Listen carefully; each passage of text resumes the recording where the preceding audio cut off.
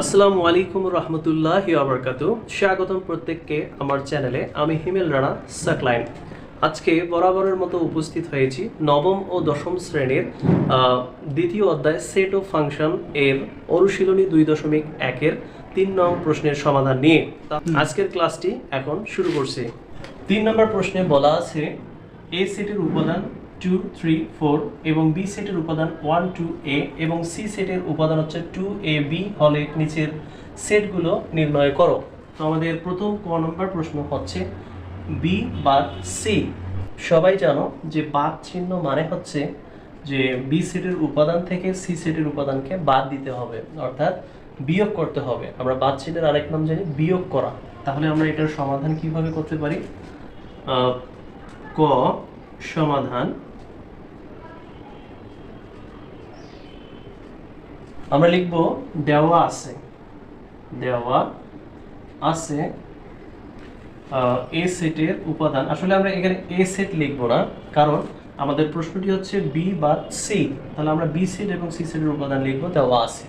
তাহলে ক সমাধান 3 ক সমাধান দেওয়া আছে বি সেটের উপাদান। বি সেটের উপাদান হলো 1, 2a এবং সি সেটের উপাদান হলো 2ab। এখন আমরা নির্ণয় করব বি বাদ সি। তাহলে আমরা কি বলতে পারি যে অতএব বি বাদ সি সমান, তাহলে বি সেটের উপাদান আগে লিখব 1, 2a বাদ সি সেটের উপাদান 2ab, অর্থাৎ এই বি সেটের উপাদান থেকে সি সেটের উপাদানগুলোকে বাদ দিতে হবে। অর্থাৎ এখানে যেমন 1, 2a আছে, এখানে আছে 2ab। তাহলে এখানে আমরা কিভাবে বাদ দিব? মনে করো 2 এখানেও আছে, এখানেও আছে, 2 বাদ। আবার a এখানে আছে, a এখানেও আছে, তাহলে a বাদ যাবে। আবার b এখানে আছে, b এখানে নাই, তারপরেও কিন্তু b কে বাদ দিতে হবে, কারণ এখানে b বাদ c বলতে c এর যে যতগুলো উপাদান থাক না কেন সব উপাদান কিন্তু বাদ দিতে হবে।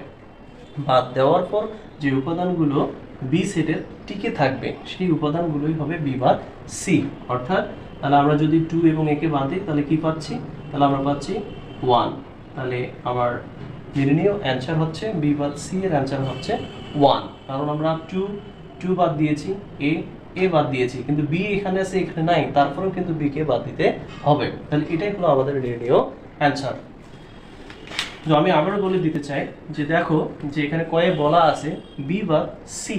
তাহলে আমাদের বি সেটের উপাদান এখানে দেওয়া আছে, সি সেটের উপাদান দেওয়া আছে। বি সেটের উপাদান লিখেছি, সি সেটের উপাদান লিখেছি। এখন বি সেটের উপাদান থেকে সি সেটের উপাদানগুলোকে বাদ দিলে যে উপাদানটি টিকে থাকবে সেটাই হবে নির্ণীয় সেট। তাহলে আমরা লিখবো যে অতএব নির্ণীয় সেট সমান 1। তো আশা করি তোমরা ক নম্বর সমাধানটি বুঝতে পারছো। এবারে আমরা খ নং প্রশ্নের সমাধান করে দেব। তাহলে আমি মুছাই দিলাম। তো খ নম্বর প্রশ্নে বলা আছে এ সংযোগ বি। এই চিহ্নটার নাম হচ্ছে সংযোগ। আবার অনেকে বলে কাপ, অর্থাৎ এ কাপ বি, কিন্তু বইয়ের ভাষা হচ্ছে এ সংযোগ বি। তাহলে এখানে কি কি উপাদান আমাদের নিতে হবে? এ সেটের উপাদান এবং বি সেটের উপাদান নিতে হবে। তাহলে আমরা এটাকে মুছাই দেই। মুছাই দিয়ে লিখব দেওয়া আছে এ সেটের উপাদান। তাহলে এ সেটের উপাদান কি? 2, 3, 4 2, 3, 4 এবং বি সেটের উপাদান হলো 1, 2a। বি সেটের উপাদান হলো 1, 2a। এখন আমরা নির্ণয় করব এ সংযোগ বি। তাহলে কি হবে? অতএব এ সংযোগ বি সমান এ সেটের উপাদান লিখব। এ সেটের উপাদান 2, 3, 4 সংযোগ বি সেটের উপাদান হলো 1, 2a। তো এখন সংযোগ মানে কি? সংযোগ মানে হচ্ছে কমন এবং আনকমন দুইটাকে নিতে হবে, অর্থাৎ দুইটাকেই কাউন্ট করতে হবে। কারণ এখানে সংযোগ মানে বোঝাচ্ছে যে সাধারণ যে গুণনীয় সেটাও নিতে হবে এবং যেটা সাধারণ নয় সেটাও নিতে হবে। তাহলে সাধারণের মধ্যে কি আছে এবং আনকমনের মধ্যে কি আছে? দেখো 1 এখানে আছে, 1 এখানে নাই, 1 কিন্তু হচ্ছে আনকমন। তাহলে এখানে 1টাকেও আমাদের কাউন্ট করতে হবে, নিতে হবে। এরপরে দেখো 2 এখানেও আছে, এখানেও আছে, তার মানে 2 হচ্ছে কমন। এরপরে দেখো 3 এখানে আছে, এখানে কিন্তু নাই, তাহলে 3ও হচ্ছে আনকমন। 4 এখানে আছে, এখানে নাই, তাহলে 4 হচ্ছে আনকমন। আবার এ এখানে আছে, এখানে নাই, তাহলে এও হচ্ছে আনকমন। তাহলে এটাই হচ্ছে আমাদের এ সংযোগ বি, এটাই হচ্ছে নির্ণেয় অ্যান্সার। আমি আবারও বলছি, এ সংযোগ বি এটার অর্থ হচ্ছে এ সেটের উপাদানের সাথে বি সেটের উপাদানের সংযোগ করতে হবে। আর সংযোগ মানেই হচ্ছে কমন আনকমন দুইটাকেই নিতে হবে। তাহলে দেখো এখানে 1 আনকমন 1 নিয়েছি, 2 এখানে কমন, কারণ 2 এখানেও আছে, 2 এখানেও আছে, তাহলে 2টা হচ্ছে কিন্তু কমন। আবার 3 দেখো এখানে আছে, এখানে নাই, 3 আনকমন। 4 এখানে আছে, এখানে নেই, 4 আনকমন। আবার এ এখানে আছে, এখানে নাই, আনকমন। তার মানে সংযোগ মানেই হচ্ছে কমনটাকেও নিতে হবে, আনকমনটাকেও নিতে হবে। তাহলে আমরা লিখতে পারবো যে অতএব নির্ণেয় সেট, নির্ণেয় সেট সমান 1 2 3 4 এ, এটাই হলো নির্ণেয় অ্যান্সার। যেহেতু আমাদের বলে দিছে সেটগুলো নির্ণয় করো, তাহলে আমরা সেট নির্ণয় করলাম, তাহলে এটাই হলো আমাদের নির্ণেয় অ্যান্সার। এবারে আমরা গ নং প্রশ্নের সমাধান করব, তার আগে এগুলো মুছাই নিচ্ছি।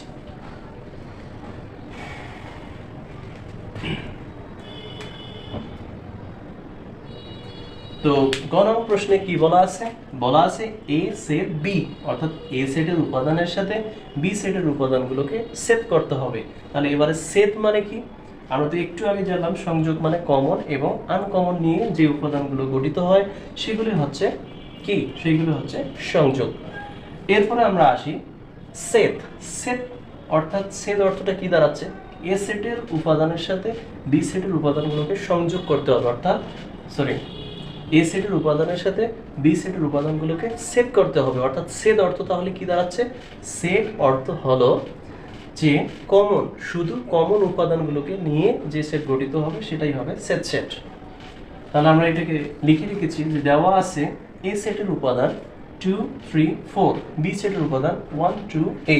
এখন এই দুইটি সেটের মধ্যে যেটা কমন উপাদান থাকবে সেটাই হবে এ সেট বি।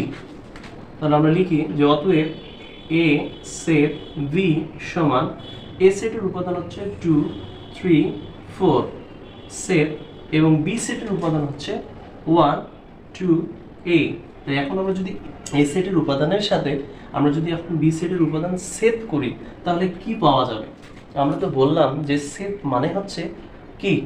সেট মানে হচ্ছে কমন। তাহলে এখানে কমন উপাদান কি আছে? কারণ 2 এখানেও আছে, এখানেও আছে, তাহলে 2 হচ্ছে কমন। কিন্তু অন্য কোনো উপাদানের মধ্যে কি মিল পাওয়া যাচ্ছে? না। তাহলে আমার অ্যান্সার হবে 2, কারণ 2 হচ্ছে এই দুইটি সেটের মধ্যে সাধারণ উপাদান। তাহলে আমরা বলতে পারি এ সেট বি হচ্ছে 2। এ সেটের উপাদানের সাথে বি সেটের উপাদান সেট করলে উপাদান পাওয়া যাবে 2, কারণ 2 উভয় সেটের মধ্যে বিদ্যমান। তাহলে আমরা বলবো যে অতএব নির্ণেয় সেট। নির্ণেয় সেট সমান কি হবে? নির্ণেয় সেট সমান হবে 2। তাহলে এটাই হচ্ছে আমাদের নির্ণেয় অ্যান্সার। তাহলে আজকে আমরা অনুশীলনী 2.1 এর 3 নং এর সমাধান ক খ গ করে নিলাম। তো এখন আমরা আজকে ক খ গ নং প্রশ্নের সমাধান করে দিলাম। পরবর্তী ক্লাসে তোমাদের ঘ এবং উ নং প্রশ্নের সমাধান করে দেব। তো প্রিয় শিক্ষার্থীবৃন্দ, আশা করি তোমরা সকলেই আজকের ক খ গ 3টি প্রশ্নের সমাধান ভালোমতো বুঝতে পেরেছো। তো আমি চাই তোমরা নিয়মিত পড়াশোনা করো, আনন্দের সাথে পড়াশোনা করো, কারণ মন খারাপ করে বিষণ্ণ মন নিয়ে কখনো পড়াশোনা ভালো মতো হয় না। তোমাকে পড়াশোনা করতে হবে একদম আনন্দের সাথে, মনের মাঝে কোনো বেদনা রাখা যাবে না। কারণ যারা বুদ্ধিমান বা যারা নিজেকে বুদ্ধিমান ভাবে, আর বুদ্ধিমান ব্যক্তিরা কখনো চিন্তা করে না, বুদ্ধিমান ব্যক্তিরা কখনো চিন্তা করে না, কারণ চিন্তা করলে মানুষের হায়াত কমিয়ে যায়। আমরা চেষ্টা করব সবসময় আনন্দের সাথে পড়াশোনা করার। তো ভালো থাকবে, সুস্থ থাকবে। আসসালামু আলাইকুম রহমতুল্লাহ।